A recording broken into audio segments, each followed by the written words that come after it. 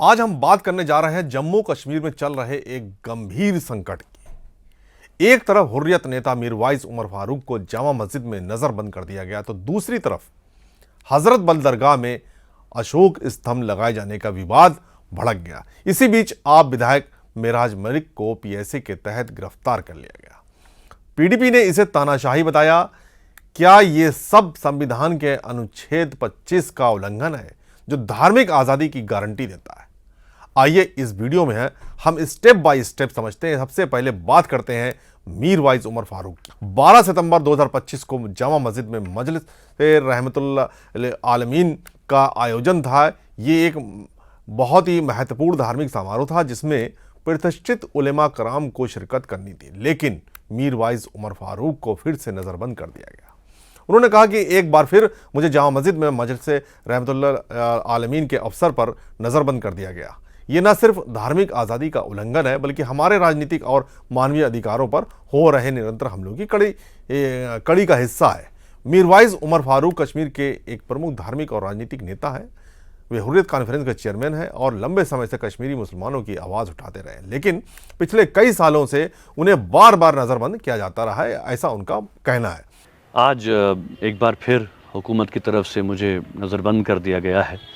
जैसा कि आप जानते हैं कि मीडिया के तवस्सुत से भी हमने ये ऐलान किया था कि आज जामा मस्जिद श्रीनगर में जो है वो मजलिस रहमत लिल आलमीन का इनेकाद किया जा रहा है, जिसमें हमारी वादी के मुक़्तदर उलमा जो हैं वो शरीक हो रहे हैं और सीज़ रसूल सल्लल्लाहु अलैहि वसल्लम पर बात कर रहे हैं।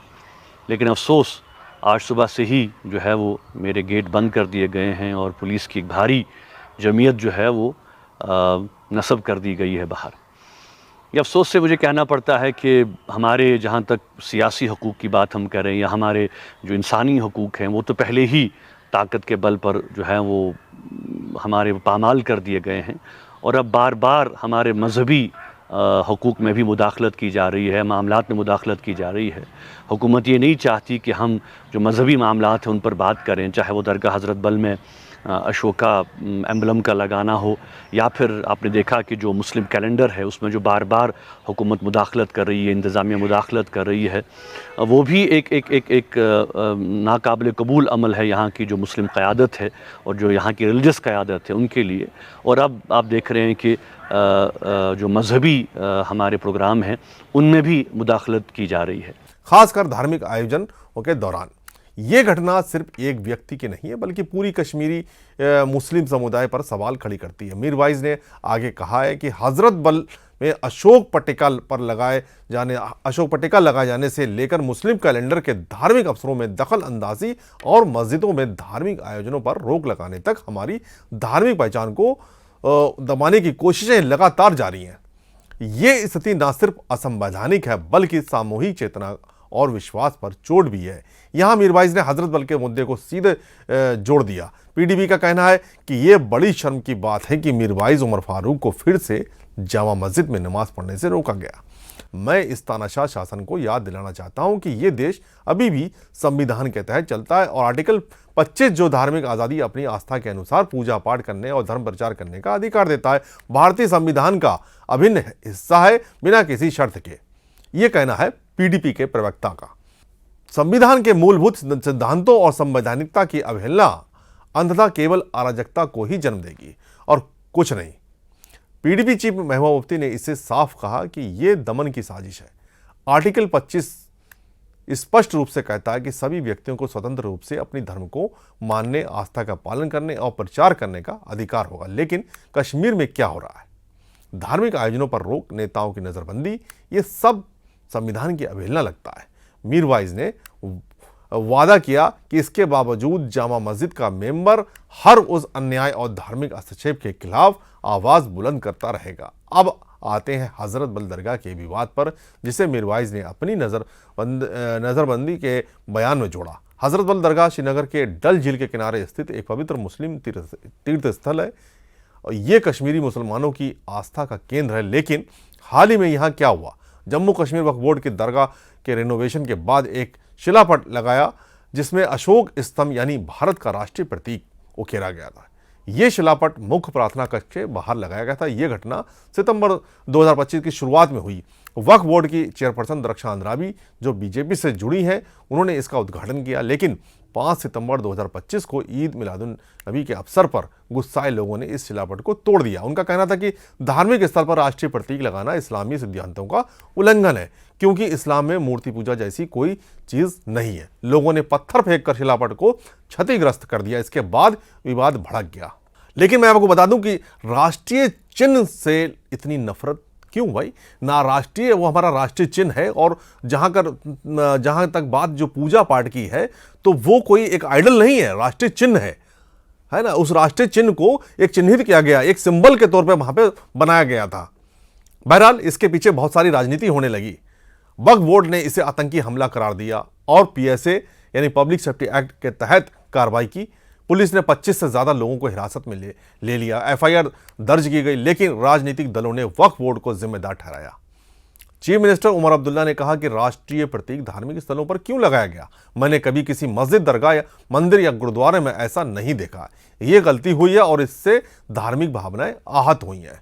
हालांकि उमर अब्दुल्ला साहब ने इसे धार्मिक भावनाओं से जोड़ा है, तो मैं आपको बता दूं, एनसी के विधायक तनवीर सादिक ने भी एक ट्वीट किया था जिसमें उन्होंने साफ तौर पर यह लिखा था कि मतलब इस्लाम धर्म में जो है वो कोई आइडल की पूजा नहीं की जाती है, इसलिए वहां पर लगाना ठीक नहीं था।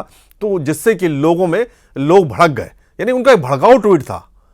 उनके खिलाफ भी कार्रवाई होनी चाहिए थी, क्योंकि उन्होंने इस तरीके का ट्वीट करना, उसके बाद लोगों ने उसका जमकर विरोध किया राष्ट्रीय चिन्ह का, तो ये कहीं ना कहीं एनसी विधायक को भी कटघरे में घसीटता है।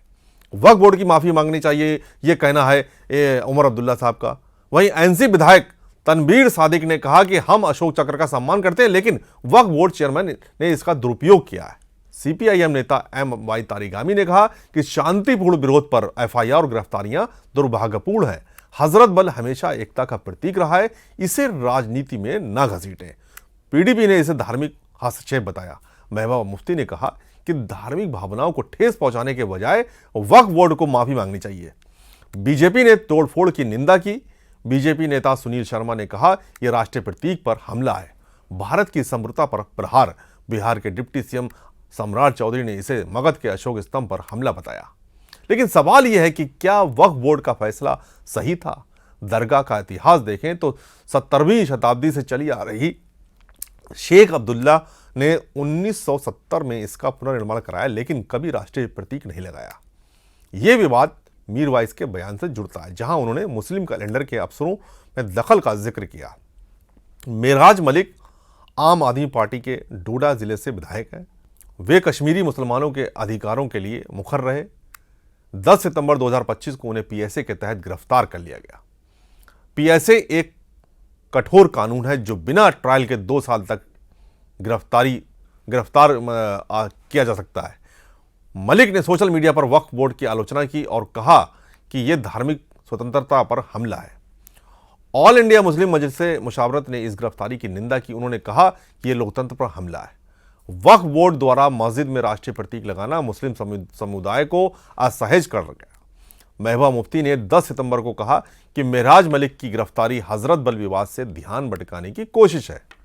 मतलब कि हजरत बल की जो घटना थी, यानी कि राष्ट्रीय प्रतीक को नुकसान पहुंचाया गया, वहां तोड़ दिया गया, उसके ऊपर हमला किया गया, एक नफरत सामने आई कि राष्ट्रीय सिंबल को लेकर लोगों में इतनी नफरत आई कि लोगों ने उसे पत्थर से कुचला, बाकायदा उस सिंबल को कुचला गया। क्यों नहीं उस पत्थर को उखाड़ के फेंक दिया गया अगर इतनी ही दिक्कत थी उस शिलापट से, लेकिन सिर्फ उस सिंबल को कुचला गया। सवाल वही है कि मेराज मलिक की गिरफ्तारी हजरत बल विवाद से ध्यान भटकाने की कोशिश, ये कह रही है कि महबूबा मुफ्ती। बाढ़ प्रभावित डोडा में बादल फटने के बाद भी फोकस नहीं। वक्फ बोर्ड चेयरमैन के खिलाफ कार्रवाई क्यों नहीं? मलिक को बलि का बकरा बनाया गया जा रहा है, यही कहना है महबूबा मुफ्ती का। उन्होंने एलजी से अपील की है कि एफआईआर वापस लें और मलिक को रिहा करें। अब देखिए, यहां आम आदमी पार्टी, पीडीपी, नेशनल कॉन्फ्रेंस और कश्मीर की तमाम जो रीजनल पार्टीज हैं, वो इन सारे मुद्दों पर एकजुट हैं। यानी उनकी राजनीति जो भी हो, लेकिन जब कश्मीर के लोगों की बात आती है तो ये सारी पार्टियां एकजुट हो जाती हैं। तब इनके लिए राष्ट्रीय चिन्ह या राष्ट्र के मुद्दे को लेकर इनके अंदर कोई भावना नहीं। बहरहाल आप नेता संजय सिंह ने 10 सितंबर को ट्वीट किया, महराज मलिक के पिता और भाई से मुलाकात की। बीजेपी ने कहा कि मलिक के कठोर शब्द पीएसए को जस्टिफाई करते हैं, लेकिन उमर अब्दुल्ला ने कहा कि पीएसए का इस्तेमाल नहीं होना चाहिए था। यहीं पर सवाल उठ रहे हैं, क्योंकि पीएसए एकदम से लगा देना, एक चुने हुए एमएलए को के ऊपर पीएसए लगा देना, इसको लेकर कई सवाल उठे हैं और उठने भी चाहिए, क्योंकि पहली बार ऐसा हुआ है कि किसी एमएलए पर जो है वो पीएसए लगाया गया है। गिरफ्तारी के बाद डोडा में तनाव है। 25 से ज़्यादा लोग हजरतबल केस में हिरासत में हैं और मलिक की गिरफ्तारी ने आग में घी डाल दिया है। पीडीपी ने इसे हजरतबल से लिंक करते हुए कहा कि यह धार्मिक हस्तक्षेप का चेन रिएक्शन है। यह मुद्दा दिखाता है कि कैसे एक धार्मिक विवाद राजनीतिक में बदल जाता है, और इन सब मुद्दों को जोड़कर देखें तो पैटर्न साफ है। मीरवाइज की नजरबंदी, हजरतबल में अशोक पट्टिका का विवाद और महराज मलिक की पीएसए गिरफ्तारी। संविधान का आर्टिकल 25 स्पष्ट है, लेकिन कश्मीरी नेताओं का कहना है, ऐसा उनका मानना है कि जम्मू कश्मीर में इसका पालन नहीं हो रहा है। पीडीपी ने कहा कि यह तानाशाही है जो अराजकता पैदा करेगी। राजनीतिक दल माफी और रिहाई की मांग कर रहे हैं, लेकिन सवाल यह है कि क्या सरकार सुनेगी। यह था जम्मू कश्मीर के धार्मिक स्वतंत्रता संकट का पूरा विश्लेषण।